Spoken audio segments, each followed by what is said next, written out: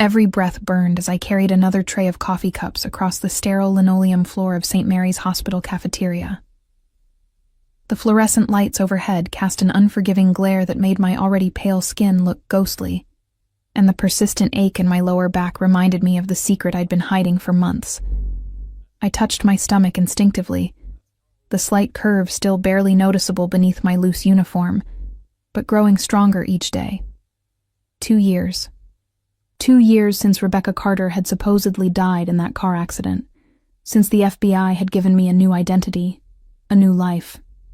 Sarah Mitchell now, working minimum wage at a hospital cafeteria, living in a cramped studio apartment 3 blocks away. The irony wasn't lost on me that I'd ended up back in a hospital, just on the other side of the medical world I once knew. The smell of disinfectant mixed with burnt coffee and reheated food created an atmosphere of institutional despair. I'd grown accustomed to it, along with the constant hum of conversations from medical staff, grabbing quick meals between shifts, the beeping of monitors echoing from distant corridors, and the occasional announcement over the intercom system. My supervisor, Margaret, appeared beside me with her usual scowl. She was a heavy-set woman in her 50s who seemed to take personal offense at any sign of weakness or fatigue. "Sarah, table 12 needs clearing, and the VIP dining room upstairs needs service in 20 minutes. Important guests today." I nodded, swallowing the wave of nausea that had become my constant companion. "Of course, Margaret." The VIP dining room was on the hospital's top floor, reserved for board members, major donors, and other influential figures who preferred privacy during their visits. I'd only been up there a handful of times, always nervous about the elevated expectations and the way the well-dressed visitors looked right through me as if I were part of the furniture. As I prepared the service cart, my hands trembled slightly. The pregnancy was making everything harder. My ankles swelled by the end of each shift, my energy levels had plummeted, and the morning sickness that struck at all hours of the day made it difficult to keep food down. I couldn't afford to lose this job. Without insurance, without any safety net, this position was all that stood between me and complete destitution. The elevator ride to the top floor felt longer than usual. I stared at my reflection in the polished steel doors, barely recognizing the woman looking back. My once vibrant auburn hair had been dyed a mousy brown and pulled back in a simple ponytail. Dark circles shadowed my eyes, and the weight loss from stress and poor nutrition made my cheekbones more pronounced. I looked like a ghost of my former self, which, I supposed, was exactly the point. The VIP dining room was elegant in a way that felt foreign after months of institutional surroundings. Rich mahogany paneling, soft lighting from crystal chandeliers, and windows overlooking the city skyline. Fresh flowers on each table, real silverware instead of plastic, cloth napkins instead of paper. It was a reminder of a world I'd once belonged to, now forever out of reach. 3 men sat at the corner table, their conversation stopping abruptly as I entered. They were clearly not hospital staff. Expensive suits, confident postures, the kind of presence that commanded attention and respect. I kept my eyes down as I approached with the coffee service, my training from the FBI's witness protection program, screaming at me to remain invisible, unremarkable. "Gentlemen, your coffee," I said quietly, beginning to pour from the silver pot. That's when I heard it. The voice that had haunted my dreams for 2 years, rich and deep with just a hint of an Italian accent that became more pronounced when he was angry or passionate. The hospital's recent security upgrades have been impressive, but there are still vulnerabilities that concern me. My hand froze, the coffee pot suspended mid-pour. I knew that voice better than my own heartbeat. I'd heard it whisper my name in the darkness, heard it command respect from dangerous men, heard it promise things that both thrilled and terrified me. Roman Moretti. Time seemed to slow as I completed pouring the coffee, my movements automatic despite the chaos erupting in my mind. He couldn't be here. This was impossible. The FBI had assured me that my death had been convincing, that Roman would never think to look for me in a place like this. But there he was, not 3 feet away from me, discussing hospital security with what I could only assume were board members. His dark hair was shorter than I remembered, but still perfectly styled. His profile was exactly as I'd memorized it during those stolen nights together. The strong jaw, the aristocratic nose, the way his eyes seemed to take in everything while revealing nothing. I moved to pour coffee for the second man, desperate to finish and escape before Roman looked up, before he recognized me. But my hands were shaking now, really shaking, and coffee splashed onto the pristine white tablecloth. "I'm so sorry," I whispered, reaching for a napkin. "No harm done," the board member said kindly, but I could feel the shift in attention, the way all three men were now looking at me instead of continuing their conversation. I dabbed at the spill, my heart pounding so hard I was certain they could hear it. "Just finish and go," I told myself. "Just finish and—" Rebecca. The name hit me like a physical blow. Not Sarah, my carefully constructed new identity. Rebecca. My real name, spoken in a voice I'd never forgotten, with a tone of shock and something else. Something dangerous. I looked up despite every instinct screaming at me not to, and found myself staring directly into Roman Moretti's dark eyes. Eyes that had seen too much, done too much, eyes that had once looked at me with a passion that had made me forget every warning about the kind of man he was. For a moment, neither of us moved. The other two men at the table faded into background noise as Roman and I stared at each other across a chasm of 2 years and a lifetime of lies. I saw the moment recognition fully hit him, saw his expression shift from shock to something darker, more complex. "Excuse me, gentlemen," Roman said, never taking his eyes off me. "It seems I need to have a private conversation with our server." The way he said server made it clear he knew exactly who I was, what I'd been hiding. One of the board members started to protest, but something in Roman's tone made him think better of it. "Of course, Mr. Moretti. We'll reconvene this afternoon." They gathered their papers and left with the efficiency of men who knew better than to question Roman Moretti when he'd made a decision. Which left me alone with the most dangerous man I'd ever known, holding a coffee pot like it was a shield between us. "Sit down, Rebecca," Roman said quietly, gesturing to the chair across from him. "I don't know what you mean," I said, my voice barely above a whisper. "My name is Sarah." The laugh that escaped him was completely devoid of humor. "Sarah Mitchell, age 26, employed here for 8 months, living at 417 Cedar Street, apartment 2B. I know exactly who you're pretending to be. The question is why?" My blood turned to ice. He knew where I lived. How long had he known? How long had I been living under the illusion of safety, while he was perfectly aware of my location? "Sit down," he repeated. And this time it wasn't a request. My legs felt weak as I sank into the chair, still clutching the coffee pot. Roman leaned back, studying me with the intensity of a predator sizing up prey. He looked older than I remembered, lines around his eyes that spoke of stress and sleepless nights. But he was still devastatingly handsome, still possessed that magnetic presence that had drawn me in, despite every rational thought telling me to run. 2 years, he said finally. 2 years I mourned you. 2 years I hunted the men responsible for your death. Do you have any idea what I've done in your name, Rebecca? The weight of his words hit me like a physical blow.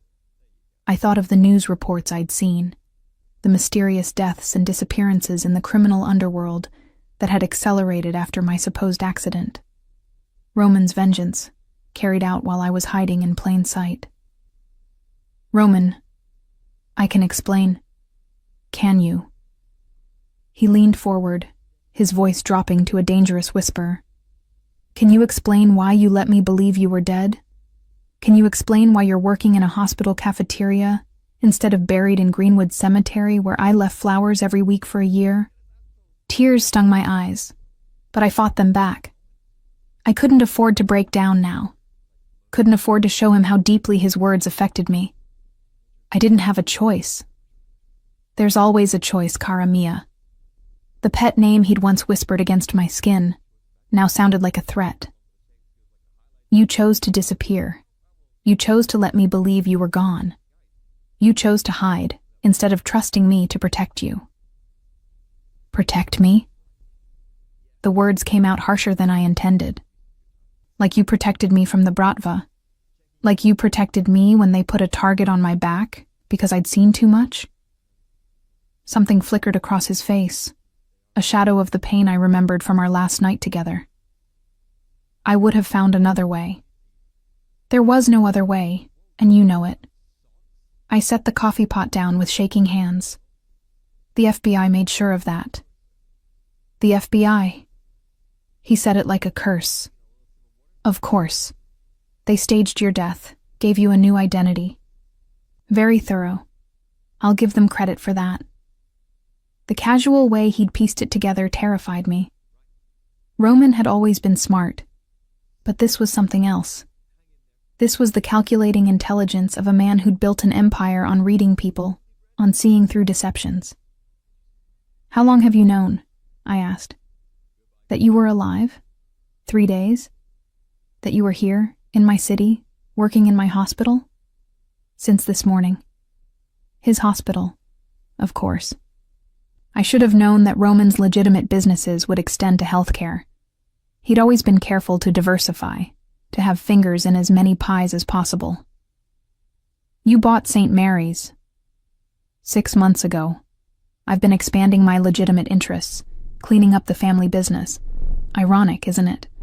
That you ended up working for me without even knowing it.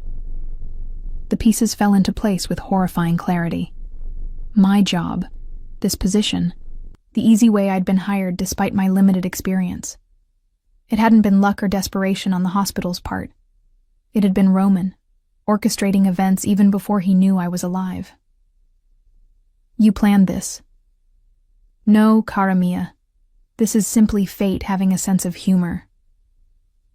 He stood and moved to the window, his hands clasped behind his back. Though I admit, once I realized you were here, I made certain adjustments to ensure this meeting. What do you want, Roman? He turned back to me, and the look in his eyes made my breath catch. There was hunger there, and anger, and something that looked dangerously like love, but twisted, sharpened by 2 years of grief and rage. What do I want? He moved closer, each step deliberate. I want to know why the woman I loved chose to break my heart instead of trusting me. I want to know what was so terrible about the life I could have given you that you preferred to disappear entirely. Oh, he was close enough now that I could smell his cologne. The same sandalwood and spice that had clung to his skin when he held me. Close enough that I could see the flecks of gold in his dark eyes, could count the barely visible scars on his hands from years of violence. I want, he said, his voice dropping to barely a whisper, to understand why you're wearing a wedding ring when Rebecca Carter died unmarried. My hand flew instinctively to the simple gold band I'd bought at a pawn shop, the prop that helped maintain my new identity. It's not real, isn't it? His gaze dropped to my left hand, then traveled slowly up my arm, over my shoulder, to settle on my face. Just like Sarah Mitchell isn't real. Just like your death wasn't real. Tell me, cara mia, what else about you is an illusion? Before I could answer, before I could think of a response that wouldn't damn me further, Roman's phone buzzed. He glanced at it, his expression hardening. We're not finished, he said, stepping back. Not even close. But it seems our reunion will have to be continued elsewhere. I'm not going anywhere with you. You misunderstand. His smile was sharp, predatory. This isn't a request. You disappeared from my life once, Rebecca. You won't do it again. He moved to the door, then paused. Oh, and cara mia? You can stop pretending you're not pregnant. I've been watching you for 3 days. I notice everything. The door closed behind him with a soft click. leaving me alone with the wreckage of my carefully constructed new life, and the terrifying realization that Roman Moretti now knew every secret I'd been desperately trying to hide. The rest of my shift passed in a haze of terror and desperate planning. Every time someone entered the cafeteria, I expected to see Roman's men. Every phone call Margaret received made my heart race. Every unfamiliar face in scrubs made me wonder if they were really medical staff or something far more dangerous. Roman's words echoed in my mind like a death sentence. He'd been watching me for 3 days. 3 days during which I'd walked to work, gone grocery shopping, lived my life in the naive belief that I was safe. The thought of his eyes on me, tracking my movements, learning my routines, made my skin crawl. By the time 6 o'clock arrived, I was a bundle of raw nerves. Margaret barely glanced up as I signed out, her attention focused on the schedule for tomorrow. If only she knew that by tomorrow, Sarah Mitchell might have disappeared as completely as Rebecca Carter had 2 years ago. The walk home felt different now. Every shadow could hide a threat. Every parked car might contain watchers. The route I'd taken dozens of times before seemed suddenly full of blind corners and potential ambush points. I found myself looking over my shoulder every few steps, my hand instinctively moving to protect my stomach. My apartment building was a rundown 3-story structure that had seen better days decades ago. The lock on the front door had been broken for months. The hallways smelled of cooking grease and despair, and my neighbors kept to themselves in the way that people did when they were all hiding from something. I climbed the stairs to the second floor, my keys already in hand, when I noticed that my door was slightly ajar. My blood turned to ice. I always locked my door. Always. In my world, carelessness meant death. I should have run. Every instinct screamed at me to turn around, go back down the stairs, disappear into the night. But where could I go? If Roman had found me here, if he'd found my apartment, then he'd already demonstrated that nowhere was safe. I pushed the door open slowly, my heart hammering against my ribs. Roman sat in my one decent chair, completely at ease, as if he owned the place. Which, given his resources, he probably could have by morning. He'd changed from his business suit into dark jeans and a black sweater that emphasized the breadth of his shoulders. More casual, but somehow more dangerous. "Hello, cara mia. We need to talk." "Get out." The words came out steadier than I felt. "You have no right to be here." "I have every right." He stood, and in the cramped confines of my studio apartment, he seemed even larger, more imposing. "You're carrying my child." The words hit me like a physical blow. I'd known this moment would come eventually, had practiced what I might say, but now that it was here, I found myself speechless. "Nothing to say?" He moved closer, and I backed against the door. "I told you I notice everything, Rebecca. The way you touch your stomach when you think no one is looking. The loose clothes. The fact that you've been working in a hospital cafeteria for 8 months, which puts the timing right around when we were together. You don't know anything. Don't I?" He reached into his pocket and pulled out a manila folder. "Medical records from Dr. Patricia Williams, OB-GYN. Prenatal vitamins charged to a credit card under the name Sarah Mitchell. Should I continue?" My legs felt weak. He'd done more than watch me. He'd invaded every aspect of my new life, peeled back the layers of my identity like an onion. "How did you get access to confidential medical records? Rebecca, cara mia, you're talking to a man who owns judges, police commissioners, and half the politicians in this city. A small-town gynecologist's files were hardly a challenge." The casual way he said it reminded me of exactly who I was dealing with.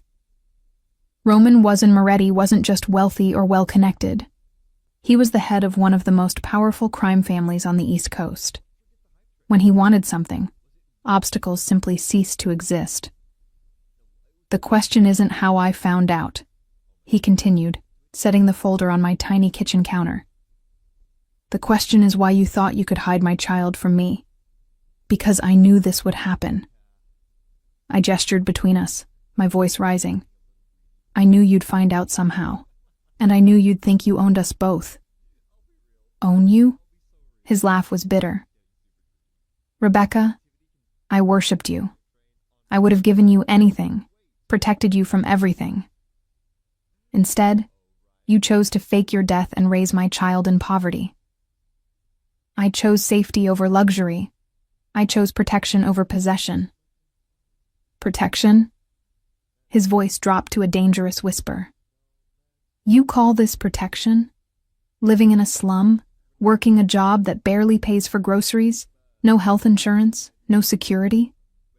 What happens when the baby comes? What happens if there are complications? His words hit every fear I'd been trying not to think about. The bills were already piling up from the prenatal visits I could barely afford. I'd been putting off necessary tests because they cost too much. My apartment had no security system, no safe room, nothing to protect us if our past came looking. That's my choice to make. Not anymore. He moved to the window, peering through the blinds at the street below. Tell me, Rebecca, how long do you think it will take the Bratva to put the pieces together? I found you in 3 days. How long before they realized that Rebecca Carter didn't really die in that car accident? My blood turned to ice. I'd been so focused on hiding from Roman that I'd almost forgotten about the real threat, the reason I'd agreed to witness protection in the first place. The program was compromised, I said quietly. My handler was murdered 2 months ago. Roman turned from the window, his expression shifting to something that looked almost like concern. Agent Morrison? I nodded, not surprised he knew the name. Roman made it his business to know everything that touched his world. Professional hit, he continued. Made to look like a robbery, but too clean, too efficient. Someone wanted information. You knew? I know everything that affects my family, Karamia. And whether you like it or not, you are still family. He moved closer, his voice dropping. Morrison's death wasn't random. Someone was looking for information about protected witnesses. About you. The implications hit me like a sledgehammer. If someone had tortured Agent Morrison for information, if they'd learned about Rebecca Carter's fake death, then my carefully constructed new life was worse than useless. It was a trap waiting to be sprung. How long do you think you have? Roman asked, reading my face. A week? A month? How long before they connect Sarah Mitchell to Rebecca Carter and realize that the woman who witnessed Dmitry Volkov's execution is very much alive? I sank onto my bed, the weight of the situation crushing down on me. I'd been living on borrowed time, fooling myself that I was safe when I was actually more exposed than ever. What do you want from me? I want you to be smart for once. He knelt in front of me, his hands resting on my knees. I want you to let me protect you the way I should have 2 years ago. And in return? In return, you give me what I've wanted since the day I thought I lost you. You give me you, and you give me my child. The possessiveness in his voice should have terrified me. Instead, it awakened something I'd been trying to bury for 2 years.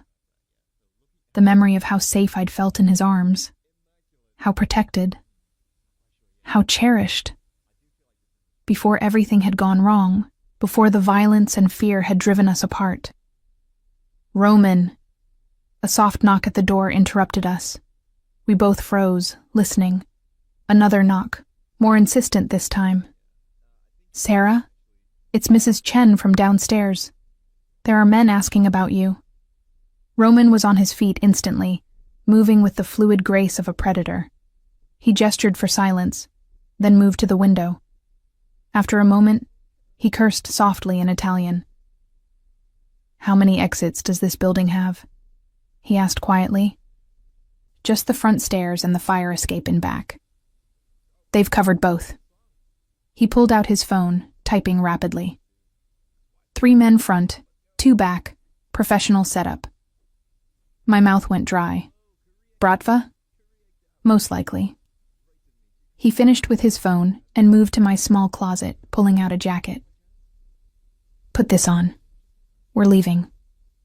How? You just said... I said they covered the obvious exits. I've been in this business a long time, Karamia. I always have a backup plan. He moved to the window, checking something on his phone. My men are 2 minutes out. When I say move, you go to the roof access door at the end of the hall. Don't stop. Don't look back. Another knock, more urgent now. Sarah, they're asking very specific questions. I think you should call the police. Roman's smile was sharp and predatory. Too late for police, Mrs. Chen. The sound of footsteps on the stairs made us both freeze. Heavy boots, multiple sets, trying to be quiet, but failing. Roman moved to my tiny kitchen, opening drawers until he found what he was looking for. The large carving knife looked deadly in his hands. I'm not letting them take you, he said quietly. Not again. The footsteps stopped outside my door. A moment of silence, then the sound of metal against metal. Lock picks. Roman's phone buzzed. He glanced at it, then at me. Now. I moved toward the door just as it burst inward. Roman was there instantly, the knife sliding between the ribs of the first man through the doorway. The second man raised a gun, but Roman was already moving, years of violence making his reactions lightning fast. I ran. The hallway stretched endlessly before me, my feet pounding on worn carpet. Behind me, I heard the sounds of struggle, of violence, of men fighting for their lives. I didn't look back. The roof access door was locked, but Roman had given me something else along with the jacket, a small device that beeped once when I held it near the lock. The door clicked open. The night air hit me like a slap, cold and sharp. The roof was flat, scattered with HVAC equipment and antenna arrays. I could hear helicopter rotors in the distance, getting closer. Roman appeared behind me, blood on his sweater, his breathing slightly elevated but controlled. This way. He led me to the edge of the building, where a rope hung down into the alley below. My men are waiting. I can't climb down that. I'm pregnant. You won't have to. He clipped a harness around my waist with practiced efficiency. Trust me. The descent was terrifying and swift. Roman controlled our speed, his arms around me as we rappelled down the side of the building. At the bottom, 2 men in dark suits waited beside a black SUV, their eyes scanning the surrounding area for threats. Situation report, Roman said, as soon as our feet touched the ground. 5 hostiles neutralized, one of the men reported. Building is secure, but police response is imminent. Then we go. Now. Roman helped me into the SUV, sliding in beside me as the vehicle pulled away from the curb with professional smoothness. I watched my apartment building disappear behind us, knowing I'd never see it again. That Sarah Mitchell had just died as completely as Rebecca Carter had 2 years before. Where are we going? I asked. Roman's smile was sharp and possessive. Home, cara mia, where you belong. The estate appeared through the darkness like something from a dream, or perhaps a nightmare. High stone walls topped with elegant ironwork that concealed razor wire, gates that opened silently at our approach, manicured grounds that stretched into shadows. This was Roman's fortress, the seat of his power, and now, apparently, my prison. The mansion itself was a study in understated elegance, old money aesthetic with new money security. I counted at least 6 cameras on the approach alone, and I suspected there were dozens more hidden throughout the grounds. Men in dark suits moved like shadows among the trees, barely visible but unmistakably present. Welcome home, Roman said, as the SUV pulled up to the front entrance. This isn't my home. It is now. The interior was exactly what I'd expected. Marble floors, crystal chandeliers, artwork that belonged in museums. But there was warmth here too. Unexpected touches that spoke of an actual life being lived rather than just a showpiece. Family photographs, books left open on side tables, A child's drawing hung on the refrigerator in the kitchen we passed. "You have a child," I said, the realization hitting me like a physical blow. Roman paused on the grand staircase. "Isabella is 8. My daughter with Sophia." Sophia. The name hung between us like a weapon. I'd known about her, of course. Roman's fiancée, the woman he was supposed to marry to cement an alliance between families. The woman I'd helped him forget during those stolen nights 2 years ago. Where is she now?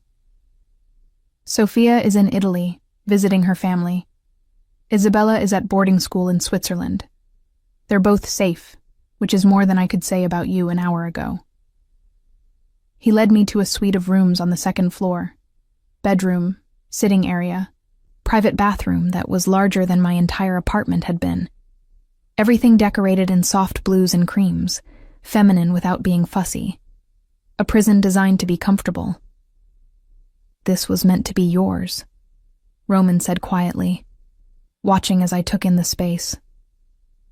2 years ago, before everything went wrong, I had it decorated for you. The admission caught me off guard. I moved to the window, looking out over gardens lit by subtle landscaping lights. "You were engaged to Sophia." "I was promised to Sophia. There's a difference." "Is there?" I turned to face him. "You were going to marry her, start a family with her, build a life with her. I was just the mistress, the dirty secret you kept on the side." Something dark flickered across his face. "You were never a secret, cara mia. You were the only real thing in my life." "Real enough to break up with her for me?" The silence stretched between us, and I had my answer. Even now, even after everything we'd been through, he couldn't give me what I'd needed then. Complete commitment, total honesty, a future that didn't require me to hide in shadows. "Sophia and I have an understanding," he said finally. "We always have." "How convenient for you." "Rebecca." "It's been Sarah for 2 years." I moved away from the window, putting distance between us. Sarah Mitchell, who worked double shifts to pay rent, who ate ramen noodles for dinner most nights, who was alone and scared and pregnant with your child while you were planning your wedding to another woman. "I thought you were dead." His voice was raw with something that might have been pain. "For 2 years, I thought you were dead. And if I hadn't been, if I just disappeared, would you have looked for me? Or would you have married Sophia and convinced yourself it was for the best?" He was quiet for so long, I thought he wouldn't answer. When he finally spoke, his voice was barely above a whisper. "I don't know." The honesty hurt more than a lie would have. At least with a lie, I could have maintained my anger. This admission, this glimpse of vulnerability, made it harder to hold on to the righteous fury that had sustained me for 2 years. "Why did you run?"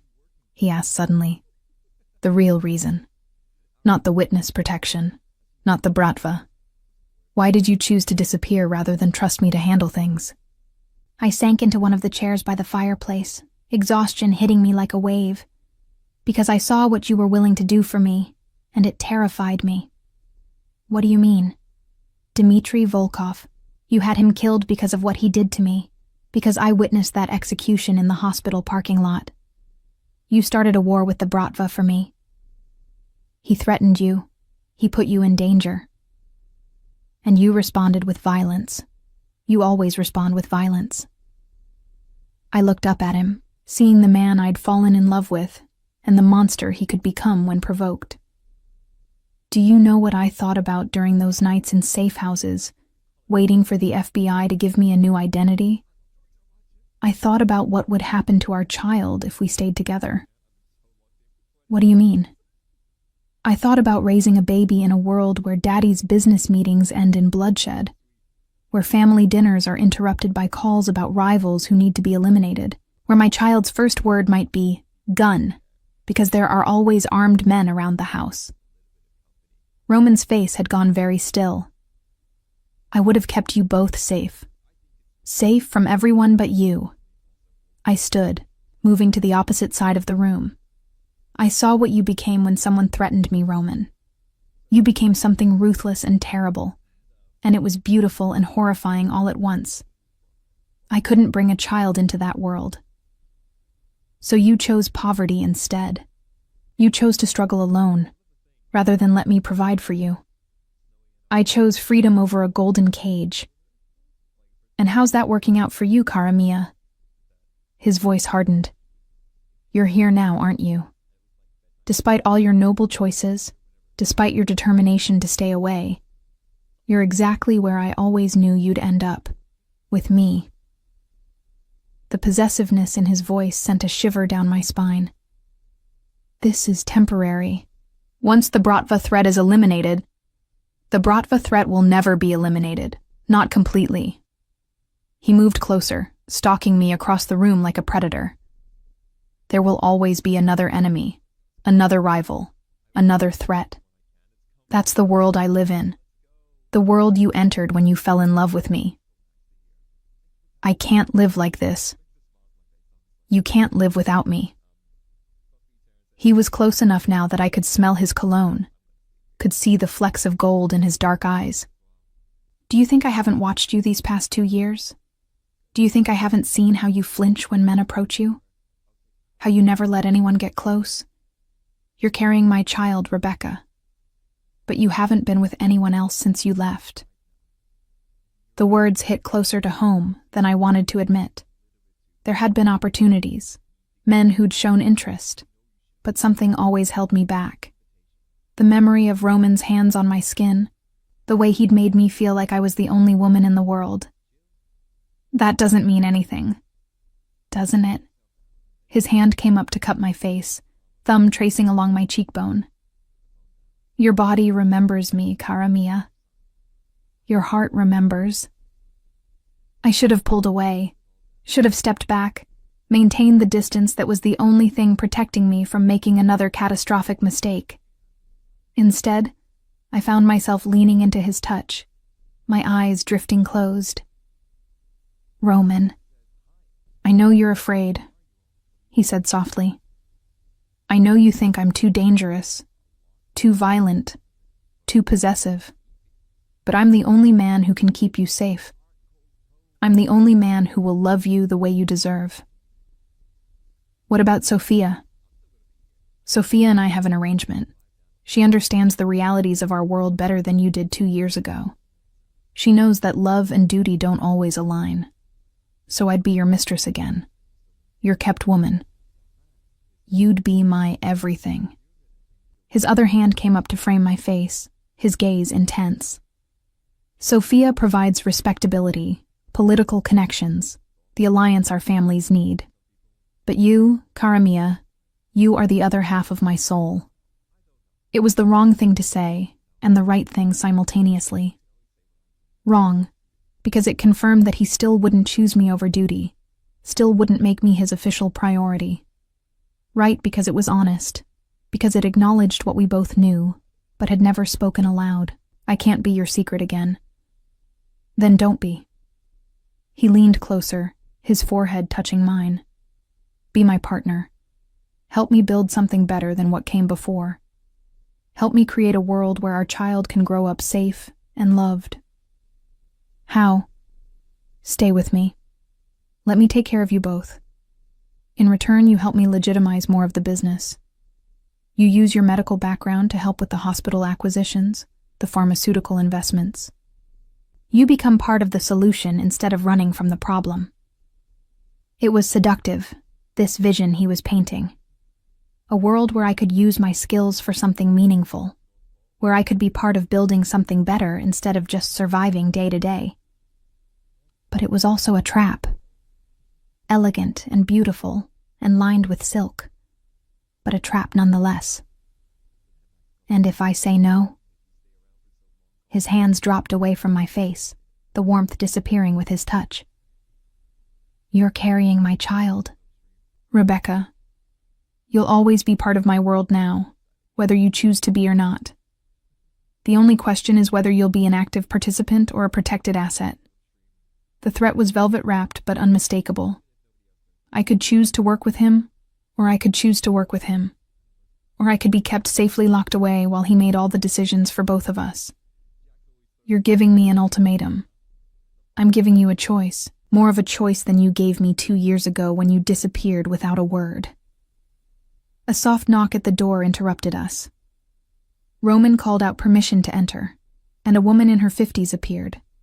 Elegant, well-dressed, with the kind of poise that spoke of years managing a household full of dangerous men. Mr. Moretti, Dr. Castellano has arrived for the evening consultation. Thank you, Maria. Please show him to my study. I'll be down shortly.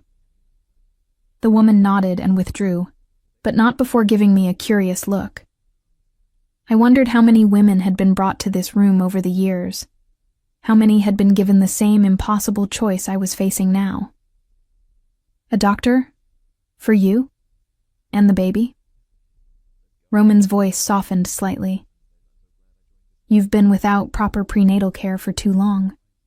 Dr. Castellano is the finest obstetrician in the city, completely discreet, and already on my payroll.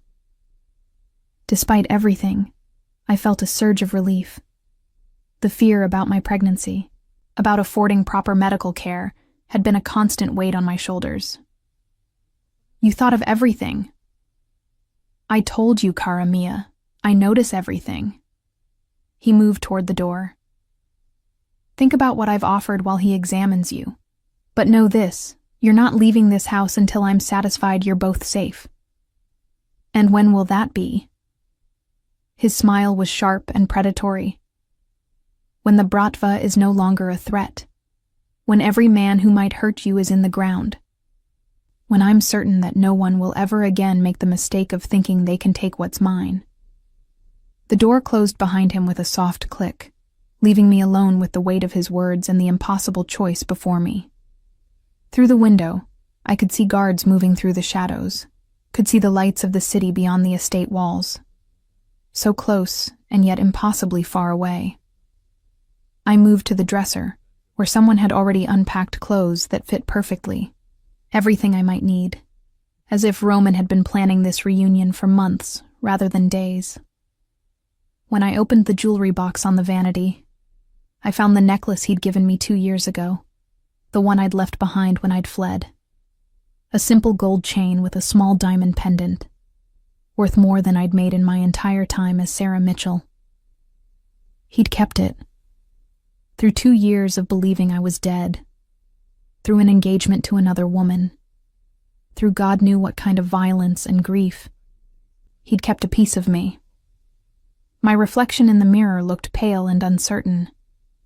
The woman staring back at me wasn't Rebecca Carter, the naive nurse who'd fallen for a dangerous man. She wasn't Sarah Mitchell either, the woman who'd learned to survive on her own.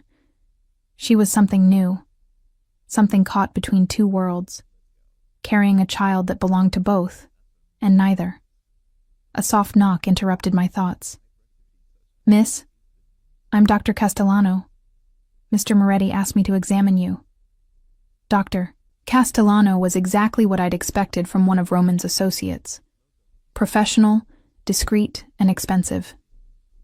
He conducted the examination with thorough efficiency, asking questions about my medical history, my prenatal care, my general health. The baby appears healthy, he said finally, packing away his equipment. Though you're underweight and your blood pressure is elevated. Stress, most likely. Is that dangerous? It can be if it continues. You need rest, proper nutrition, and a calm environment. He handed me a business card. My number. Call if you have any concerns, any time of day or night. After he left, I sat on the edge of the bed, holding the ultrasound photos he'd given me. My baby, Roman's baby, growing inside me despite everything that had happened. In the grainy black and white images, I could make out tiny hands, the curve of a spine, the flicker of a heartbeat. This child would be born into a world of violence and luxury, protection and danger. They would never want for anything material, but they would grow up knowing that their father was capable of terrible things in the name of love and family, just like Isabella, Roman's daughter with Sophia. A little girl I'd never met, but who would be my child's half-sister. Another complication in an already impossible situation. The door opened again, and Roman returned. He'd changed clothes, trading his blood-stained sweater for a fresh shirt and tie. Business attire for whatever he'd needed to handle after our dramatic escape. Dr. Castellano says you're both healthy. Both? I looked up from the ultrasound photos. You already know the sex? A girl. His voice was soft, almost reverent. We're having a daughter. The way he said we made my chest tight, as if we were a real couple planning a family together, as if the circumstances of our reunion hadn't involved violence and coercion. Roman, I can't. You can. He sat beside me on the bed, careful not to touch but close enough that I could feel the warmth of his body. You're stronger than you know, cara mia. You survived 2 years on your own, protected our child, built a new life from nothing. You can do this. Do what, exactly? Be your kept woman while you marry someone else? Raise our daughter to accept that daddy has 2 families? Isabella knows about you. The words hit me like a physical blow. What? Not everything. But she knows that daddy loved someone very much who went away, and that he's been sad ever since. She's been asking when you're coming home. My heart clenched. Roman, you can't have told an 8-year-old. Children understand more than we give them credit for. Isabella knows that families are complicated, that sometimes the people we love can't always be together the way we want them to be. That's not fair to her, or to our daughter. What's not fair is denying them the chance to know each other. What's not fair is depriving our daughter of her father because you're afraid of the life I can give her. He reached over and took my hand, his fingers intertwining with mine. I'm not asking you to forget the past 2 years, Rebecca. I'm not asking you to pretend that this is simple or easy. I'm asking you to trust me enough to try. The sincerity in his voice was almost harder to resist than his threats had been. This was the Roman I'd fallen in love with. The one who could be gentle and vulnerable beneath all that power and control. What happens to Sophia? Sophia gets what she's always wanted. Security, status, a position of respect in the family. The marriage will be practical. We both understand what it is. And me? You get what I've always wanted to give you. My heart, my protection. A life where you never have to worry about anything except being happy. It sounded like a fairy tale, beautiful and impossible. But fairy tales didn't account for rival crime families, for the reality of living with a man whose business dealings required violence, for the complexity of loving someone who could never truly belong to you alone. I need time to think. Of course. He brought my hand to his lips, pressing a gentle kiss to my knuckles. But not too much time, cara mia. The Bratva won't wait for you to make up your mind, and neither will I. He stood and moved toward the door, then paused. There's one more thing you should know. The reward I put out for information about your death. $10 million. It's still active, and now that word is spreading that you're alive. Every bounty hunter and mercenary on the East Coast will be looking for you. My blood ran cold. Why are you telling me this? Because I want you to understand that there's no going back to the life you had as Sarah Mitchell. Whether you choose to stay with me or not, you'll need protection. The question is whether you trust me to provide it, or if you'd prefer to take your chances with the FBI again. The door closed behind him, leaving me alone with the impossible weight of my decision and the growing realization that Roman was right about one thing. There was no going back. Sarah Mitchell was dead. Rebecca Carter was supposed to be dead. And the woman I was now existed in a liminal space between life and death, safety and danger, love and fear. I placed my hand on my stomach, feeling the slight curve where our daughter was growing. Whatever choice I made would affect her too, would determine the kind of life she'd have, the kind of woman she'd become. Outside the window, Rome's city glittered in the darkness, beautiful and dangerous, full of promise and threat. Somewhere out there, men were hunting for me, driven by the bounty on my head. Somewhere out there, the Bratva was planning their next move, and somewhere in this house, Roman was planning our future, with or without my consent. I was trapped between worlds, between choices, between the man I'd loved and the life I'd built without him. And time was running out to decide which one I could live with. I woke to the sound of rain against the windows and the unfamiliar luxury of silk sheets against my skin. For a moment, I forgot where I was, reaching instinctively for the alarm clock that should have been beside my bed in the cramped studio apartment.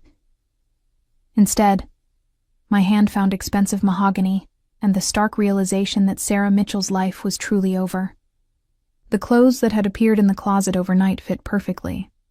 Another reminder of how thoroughly Roman had planned for this eventuality. Designer maternity wear in soft cashmeres and fine cottons, nothing like the second-hand uniforms and cheap jeans I'd grown accustomed to. I chose simple black slacks and a cream sweater, armor of respectability for whatever came next. The house was different in daylight, less imposing, more lived in. I could hear sounds from the kitchen as I made my way downstairs, the comfortable bustle of a household beginning its day. Maria, the woman who'd interrupted us the night before, looked up from arranging fresh flowers as I appeared in the doorway. "Good morning, Miss Rebecca. Mr. Moretti asked me to let you know he's in his study when you're ready. Coffee? Tea? I have fresh pastries from the bakery in town." The normalcy of it was almost surreal, as if I were a houseguest rather than a captive, as if this were a social visit rather than the complete upheaval of my carefully constructed life. "Coffee would be perfect. Thank you." The kitchen was warm and inviting, all granite countertops and copper pots, windows overlooking the gardens. I could imagine Roman here in the mornings, reading newspapers and making phone calls, the domestic version of a man I'd only known in shadows and stolen moments. "How long have you worked for Mr. Moretti?" I asked as Maria prepared the coffee. 15 years, she said without hesitation. Since Isabella was born. Before that, I worked for his father. You've seen a lot of changes. The family business has evolved. Mr. Moretti has worked very hard to modernize things, to build something better for the next generation. Her eyes met mine meaningfully. Children change everything, don't they? The implication was clear. Maria knew about my pregnancy, knew about the choice I was facing. I wondered how many family crises she'd witnessed over the years, how many impossible decisions had been made at this very kitchen table. "The study is through the main hall, second door on the left," she said, handing me a cup of perfectly prepared coffee. "He's been waiting for you." Roman's study was exactly what I'd expected. Floor-to-ceiling bookshelves, antique desk, expensive artwork. But there were personal touches, too. Photos of Isabella at various ages, a child's drawing framed on the wall, fresh flowers in a crystal vase. The contrast between the professional and personal sides of his life was stark and somehow heartbreaking. He was on the phone when I entered, speaking rapid Italian with someone who was clearly reporting bad news. His expression was cold, controlled, the face of a man used to making life-and-death decisions before breakfast. When he saw me, though, something softened in his eyes. "Ben, handle it," he said into the phone, then hung up. "Good morning, cara mia. How did you sleep?" "Better than I have in months," I admitted, settling into the chair across from his desk. "The bed is incredibly comfortable. Everything in that room was chosen for you. I wanted you to be comfortable when you came home." The casual possessiveness in his voice should have annoyed me. Instead, I found it oddly comforting. After 2 years of uncertainty, of living day to day without any sense of security, There was something seductive about being claimed so completely. Was that call about the bratva? His expression darkened. They've escalated. 3 of my legitimate businesses were hit last night. Warehouses, not operations that could be easily replaced. They're trying to draw me out, make me respond with violence so they can justify a full-scale war. Will you? Not the way they expect. He leaned back in his chair, studying me. I told you I've been working to legitimize the family business. That includes finding new ways to handle old problems.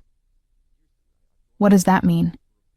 It means I've spent 2 years building relationships with law enforcement, with federal prosecutors, with people who can make the Bratva's problems much worse than anything I could do with bullets and bombs. The implications were staggering.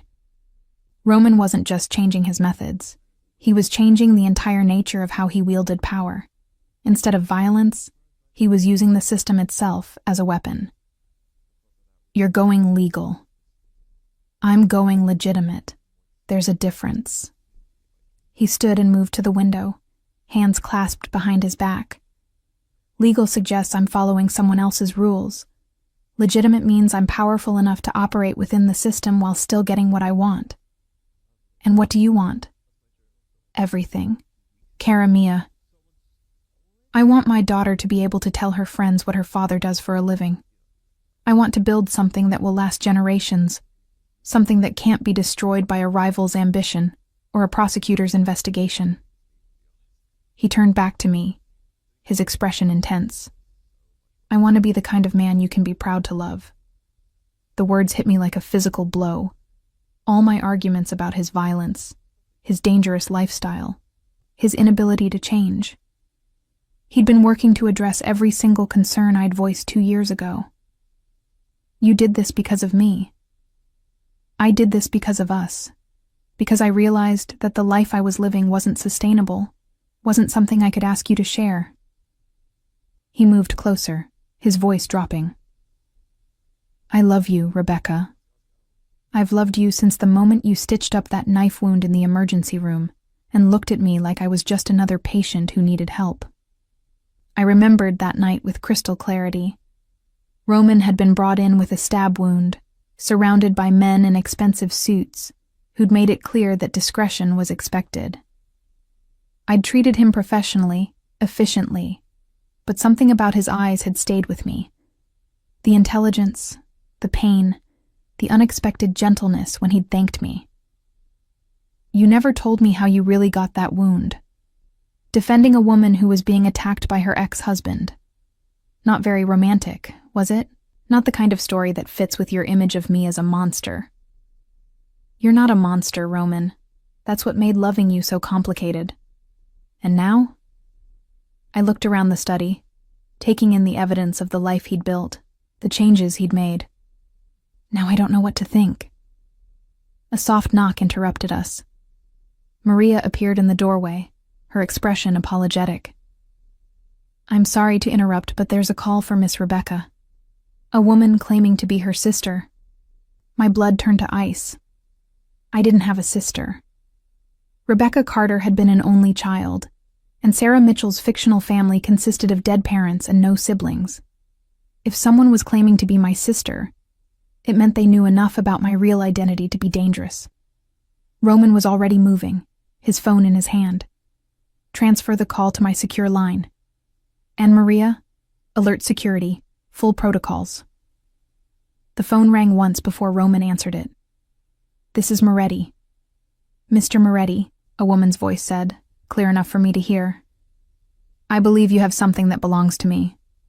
My sister, Rebecca Carter. I'm afraid you're mistaken. Rebecca Carter died 2 years ago in a car accident. Did she? Because I have a very interesting file here that suggests otherwise. Medical records, employment history, even some lovely surveillance photos from the past few days. Roman's expression had gone deadly calm. What do you want? A trade, Rebecca, for the information I have about who compromised the witness protection program. You see, Mr. Moretti, we both have something the other wants.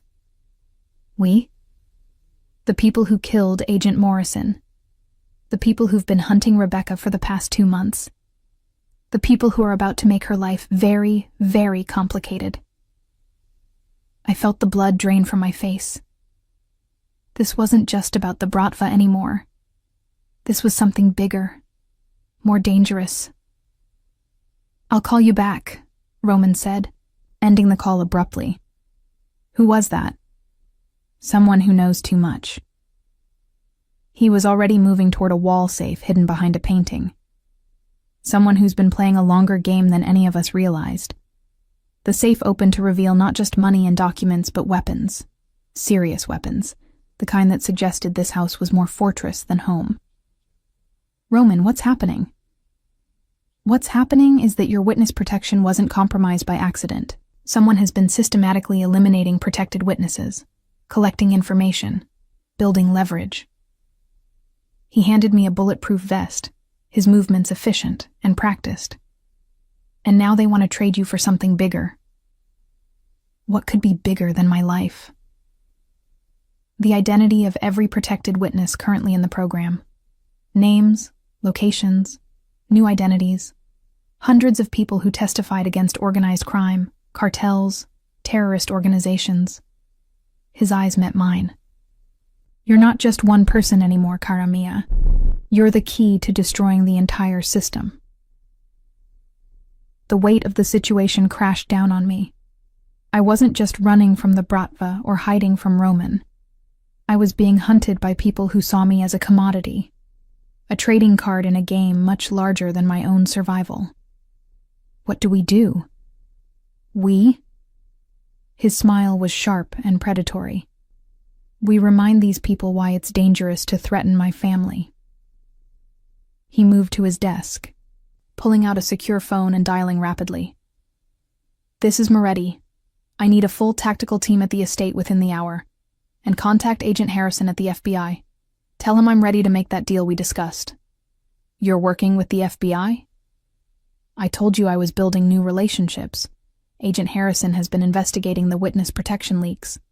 He's been waiting for someone like you to surface, someone with enough value to draw the hunters into the open. You're using me as bait." "I'm using us as bait." He checked the weapon he'd taken from the safe, his movements professional and deadly. "But this time, cara mia, we control the trap." The sound of vehicles approaching made us both freeze. Roman moved to the window, then cursed softly. "They're early, and they didn't come alone."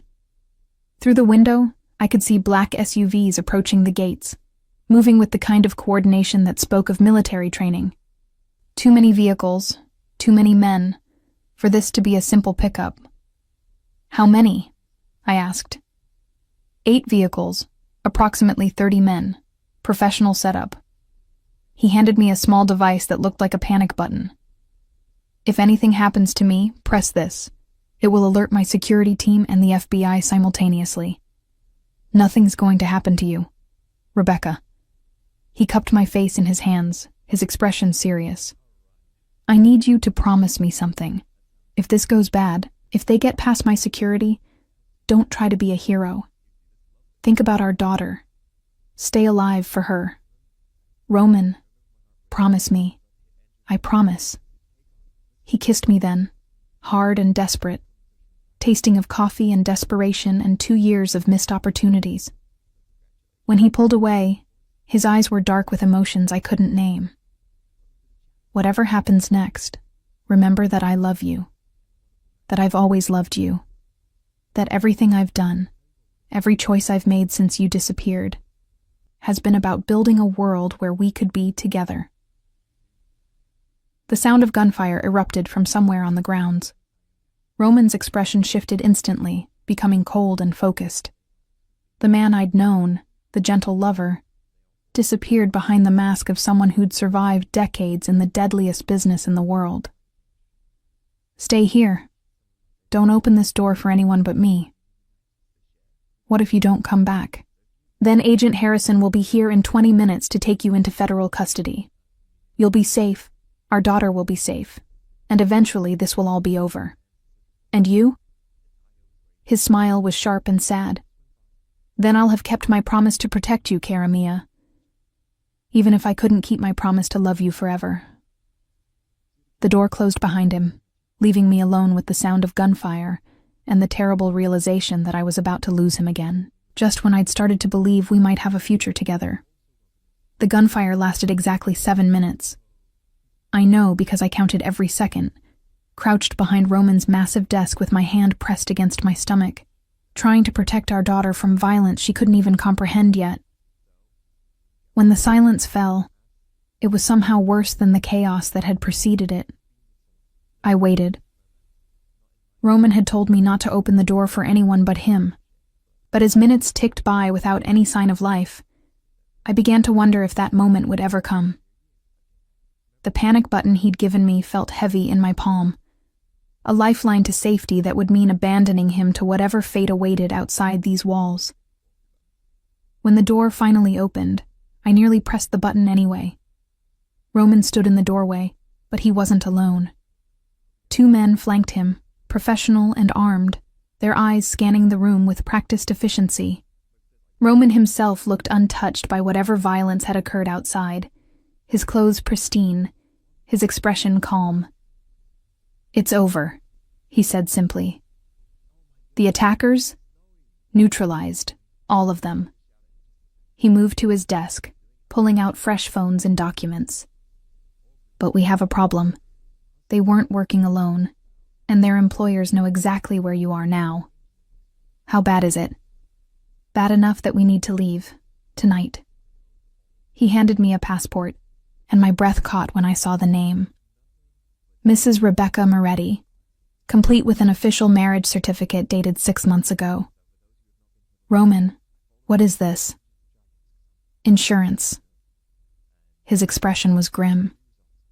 "If you're my wife, you're under the protection of the family. You can't be compelled to testify against me, and any attack on you is an attack on the Moretti organization itself." I stared at the documents, the weight of what he was proposing hitting me like a physical blow. "This is fake. The paperwork is real, filed with the proper authorities, witnessed by appropriate officials, completely legal and binding." He moved closer, his voice dropping.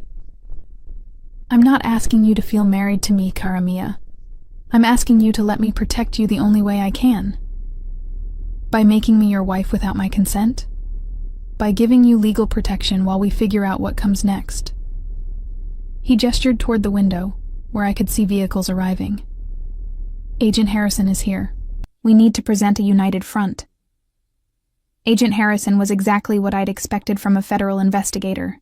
Mid-40s, graying temples, eyes that missed nothing. He entered the study with the confidence of someone who knew he held most of the cards in whatever game was being played. "Mrs. Moretti," he said, the title rolling off his tongue with subtle emphasis. "I understand congratulations are in order." "Agent Harrison," Roman replied before I could protest the assumption. "I trust your teams found everything they needed in the wreckage outside." "More than enough. Professional killers, military-grade weapons, and very interesting communications equipment." Harrison settled into a chair, his attention fixed on me. "Mrs. Carter, excuse me, Mrs. Moretti, you've been at the center of a very complex investigation." "I didn't ask to be." "No, but you witnessed something that started a chain reaction we're still trying to understand." He pulled out a tablet, showing me photos of men I didn't recognize. "These are the people who've been hunting you. Not just Bratva soldiers, but professional contractors. Ex-military, ex-intelligence, the kind of people who don't usually work for organized crime." "What does that mean?" "It means someone with serious resources and government connections has been systematically compromising witness protection for at least 2 years. We think they're selling the information to the highest bidder." Roman leaned forward. "And Rebecca is the key to identifying them. Rebecca is the one witness who survived long enough to become a problem for them. Every other protected witness from the same time period is dead, missing, or has had their cover blown in ways that led to their deaths." The implications were staggering. I wasn't just running from the consequences of witnessing a crime. I was running from a conspiracy that reached into the highest levels of law enforcement. "What do you need from me?" I asked. "Your cooperation in a controlled operation. We're going to let word leak that you're still alive, still in witness protection. When they come for you again, we'll be ready." "You want to use her as bait," Roman said, his voice dangerous. "I want to end this before more people die. Mrs. Moretti will be completely protected, completely safe, but we need her visible, accessible, to draw them out." "No." Roman's voice was flat, final. "Find another way." "There is no other way. She's the only witness they haven't been able to eliminate. If we don't stop them now, they'll keep hunting her until they succeed." I looked between the two men, seeing the future stretched out before me in stark terms. Either I helped the FBI end this, or I spent the rest of my life running, hiding, looking over my shoulder. Either I risked everything now, or I condemned my daughter to a life of fear and uncertainty. "I'll do it," I said quietly. "Rebecca," Roman started. "No." I stood, my hand moving instinctively to my stomach. "I won't raise my daughter in hiding. I won't spend the rest of my life being afraid of shadows. If this is the only way to end it, then this is what we do." Agent Harrison nodded approvingly. "The operation will take place in 3 days. A controlled environment, maximum security, but visible enough to draw them out." "What kind of controlled environment?" Roman asked. "A hospital, St. Catherine's Medical Center. Mrs. Moretti will be admitted for routine prenatal care, highly publicized, maximum visibility. When they come for her, we'll be ready." Roman's expression had gone deadly cold.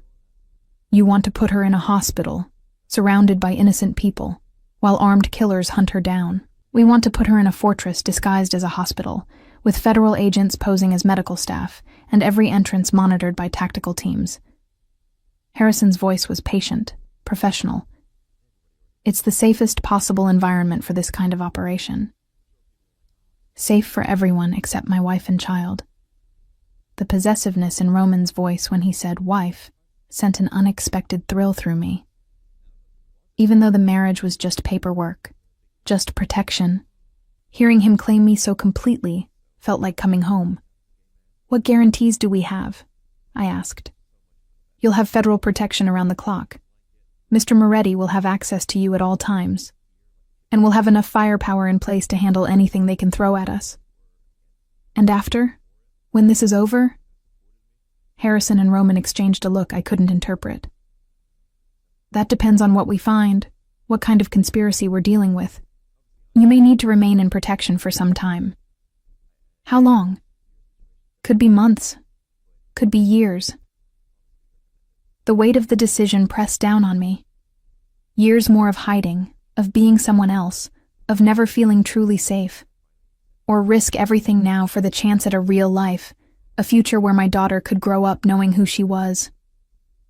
"I need to think about it." "Mrs. Moretti," Harrison said, standing. "I understand this is difficult, but every day we wait, they get closer to finding you on their own terms. This operation gives us control, gives us the advantage." After he left, Roman and I sat in silence for long minutes. The house felt different now, less like a sanctuary and more like a temporary shelter.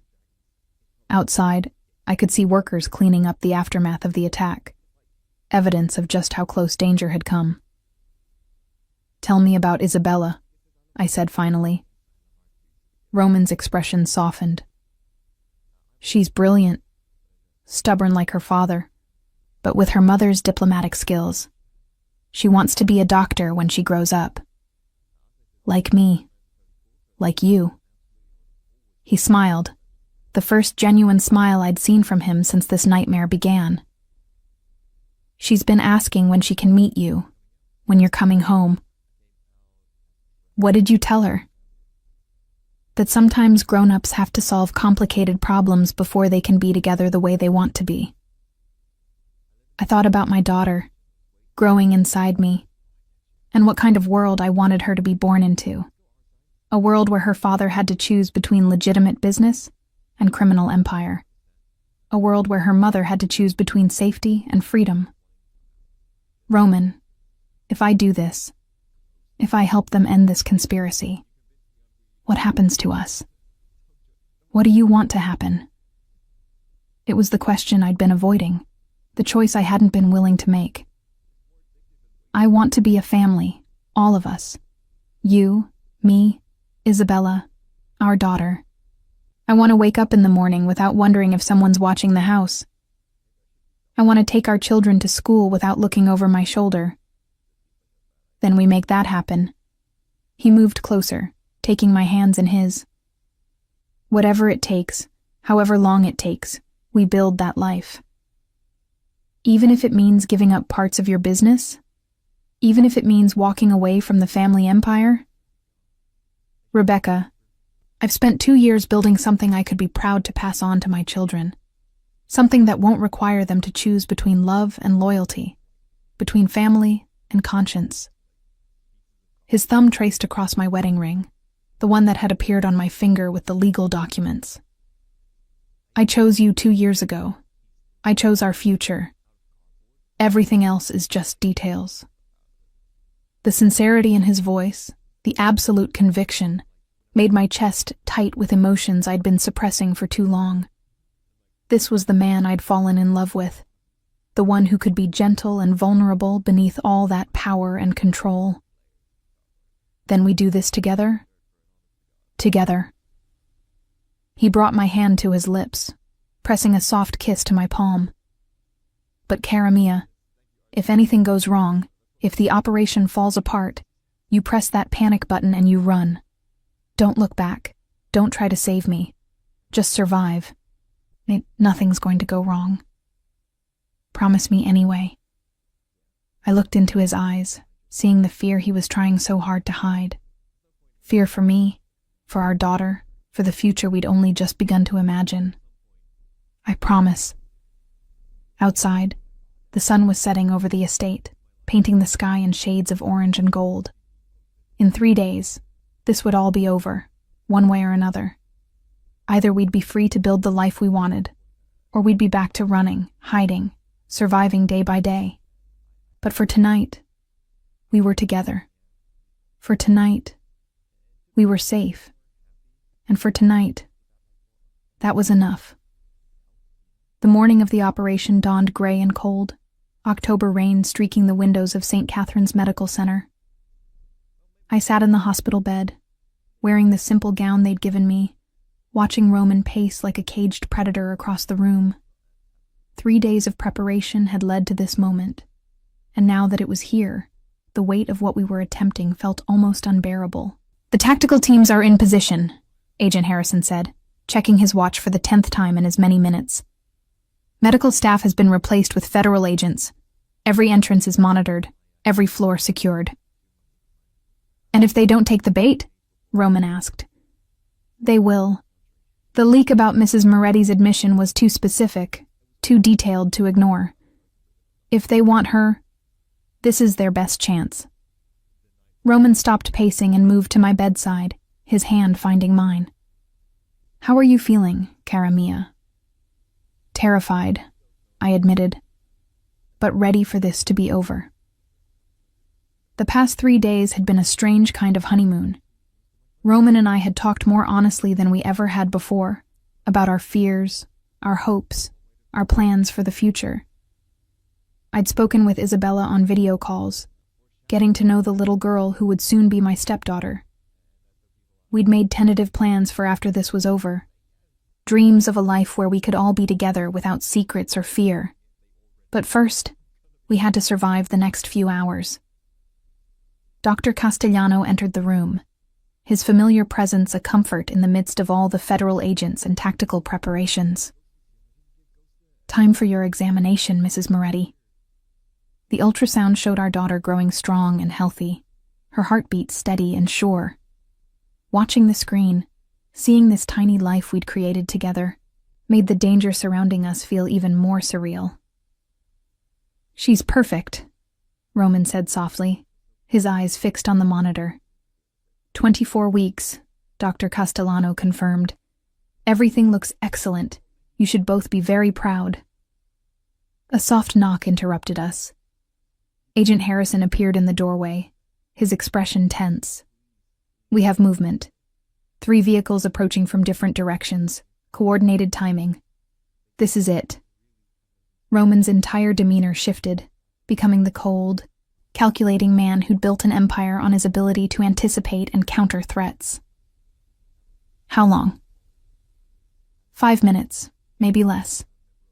Roman turned to me, his hands framing my face. Remember what we talked about.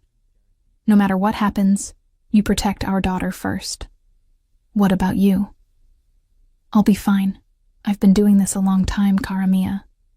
He kissed me then, hard and desperate, tasting of coffee and fear and absolute determination.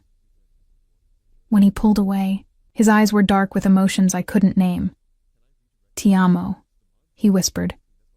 I love you, both of you. I love you too. Agent Harrison was already moving, speaking rapidly into his radio. All units, this is Control. Targets are approaching. Remember, we want them alive if possible. We need information about who's behind this. The next few minutes stretched like hours. Roman positioned himself by the window, a handgun appearing from somewhere beneath his jacket. Agent Harrison coordinated with his teams through an earpiece, his voice calm and professional, despite the tension radiating from every line of his body. Then the lights went out. Emergency lighting kicked in immediately, bathing everything in an eerie red glow. In the distance, I could hear the sound of gunfire, shouts, the controlled chaos of a battle being fought throughout the hospital. They cut the power, Harrison said grimly. Professional job. They've done this before. Roman was already moving, checking the corridor outside our room. How many ways into this floor? 2 stairwells, main elevator bank, service elevator, all covered by our people. Then how? The ceiling tile above our heads crashed down, and a figure in black tactical gear dropped into the room. Roman's gun was up instantly, but the intruder was faster, a flashbang grenade rolling across the floor before any of us could react. The explosion was deafening, blinding. Through the ringing in my ears, I heard the sound of fighting, bodies hitting walls, the crack of gunfire.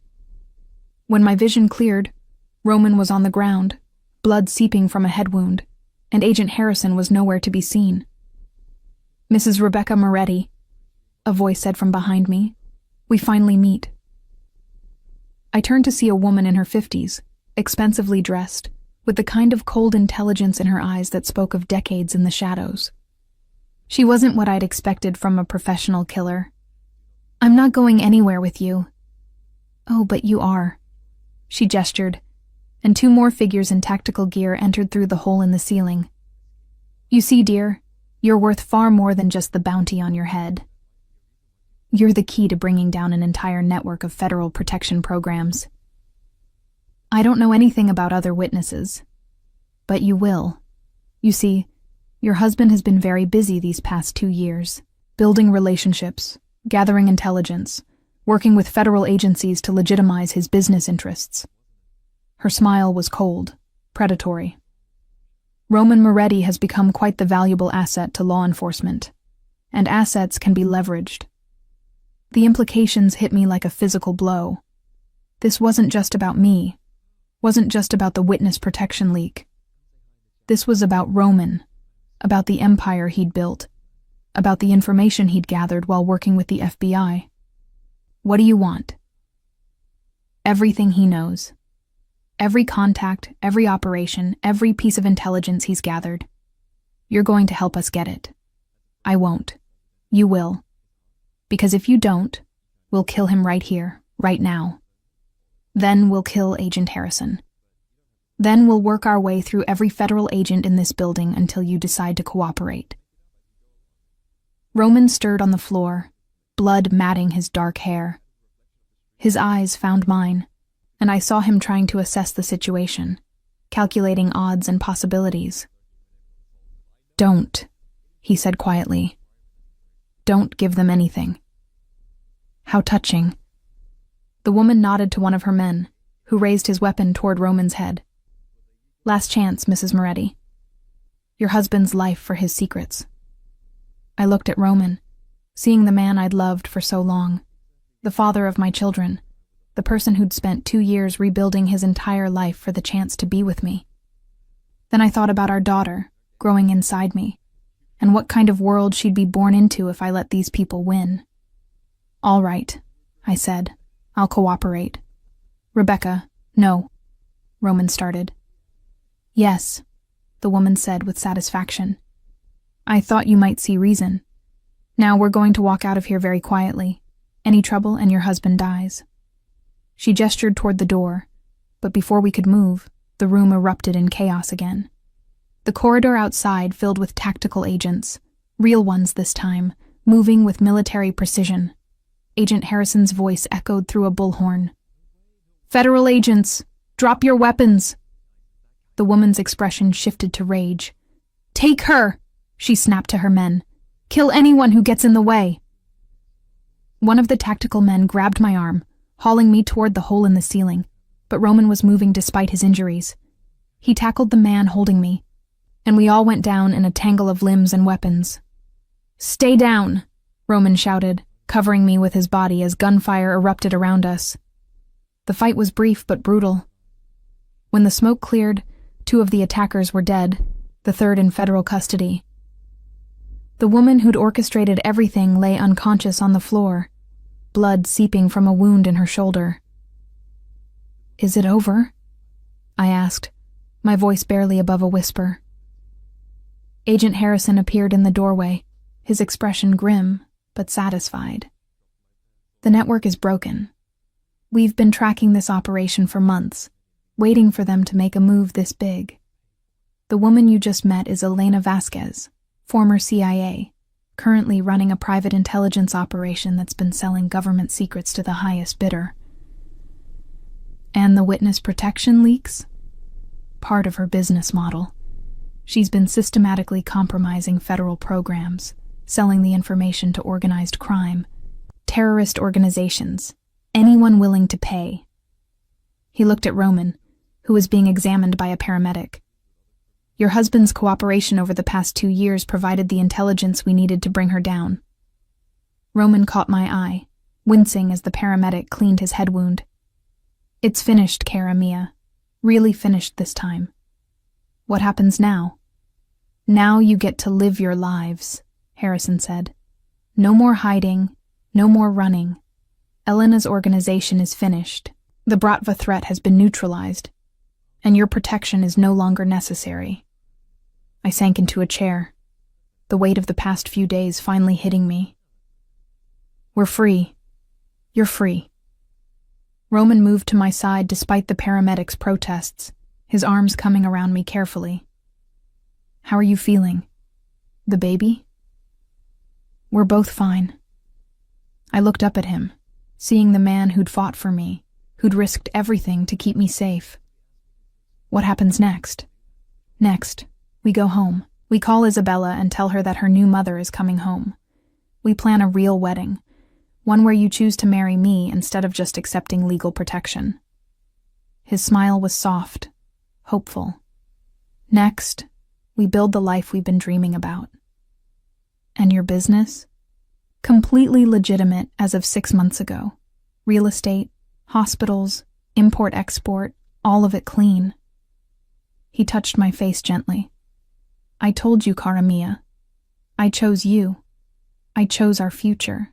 Everything else was just details. 3 months later, I stood in the garden of Roman's estate, wearing a wedding dress that cost more than I'd made in a year as Sarah Mitchell. Isabella, beautiful in her flower girl dress, scattered rose petals ahead of me as I walked down the aisle toward the man who'd turned his entire world upside down for love. The ceremony was small, intimate, attended by family and the friends we'd made in our new legitimate life. Agent Harrison was there, along with Dr. Castellano and Maria, who'd helped plan every detail. Even some of Roman's former associates attended, men who'd followed his lead in transitioning to legal businesses. Do you, Rebecca Carter, take this man to be your husband? I do, I said, meaning it more than I'd ever meant anything in my life. Do you, Roman Moretti, take this woman to be your wife? I do, he said, his voice strong and sure. For better or worse, in this life and whatever comes after. When he kissed me, when the crowd cheered, when Isabella threw her arms around both of us in a family hug, I felt the last pieces of my old life fall away. Rebecca Carter, the frightened nurse who'd witnessed a murder, was gone. Sarah Mitchell, the woman hiding in plain sight, was gone. I was Mrs. Rebecca Moretti now, wife to a man who'd given up an empire for love, mother to a stepdaughter who'd welcomed me with open arms, expecting mother to a daughter who would grow up knowing exactly who she was and where she belonged. 6 months after that, I gave birth to Sophia Moretti in the same hospital where Roman and I had been reunited.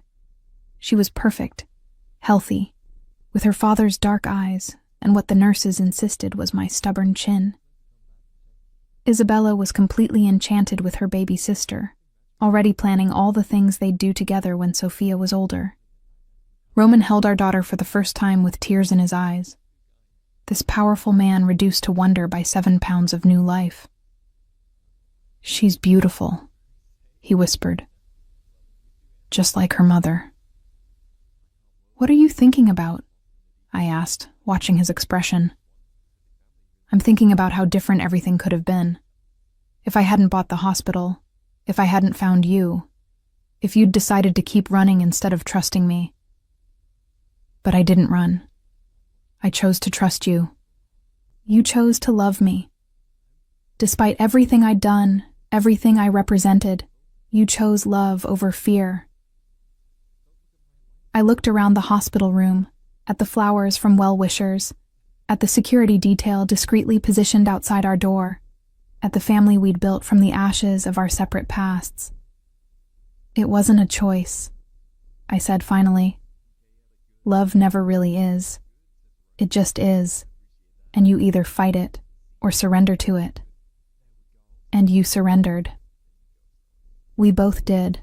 Roman settled into the chair beside my bed, our daughter sleeping peacefully in his arms. Through the window, I could see the city lights, the world we'd both fought so hard to be part of. There would be challenges ahead, I knew.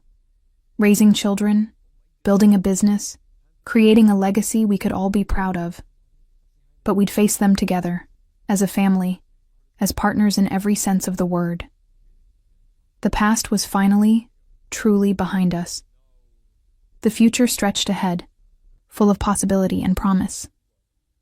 And in this moment, holding the hand of the man I loved while our daughter slept between us, I knew that every choice I'd made, every risk I'd taken, every moment of fear and uncertainty, had been worth it. We were home. We were safe. We were together. And that was everything.